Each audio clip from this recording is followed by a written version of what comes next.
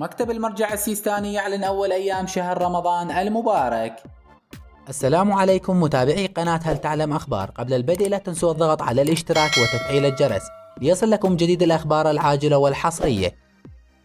تحية طيبة لكم متابعينا الكرام. توقع مكتب المرجع الديني الأعلى السيد علي السيستاني موعد رؤية هلال شهر رمضان المبارك للعام 2023.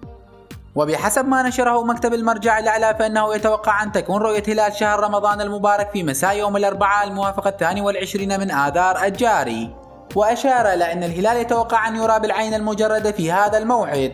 فيما أعلن الوقف السني أن يوم الخميس القادم هو أول أيام شهر رمضان المبارك. وأعلنت السعودية وقطر وتركيا في وقت سابق اليوم تعذر رؤية هلال شهر رمضان هذا المساء، وعليه يكون الخميس أول أيام الشهر الفضيل.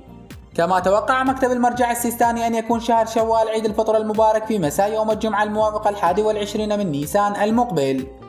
ومن المتوقع أن يرى مرتفعا واضحا جدا ولا يتوقع رؤيته في مساء اليوم السابق.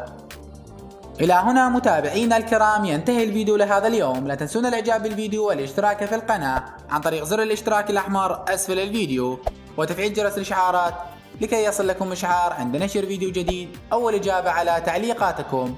تحياتنا لكم.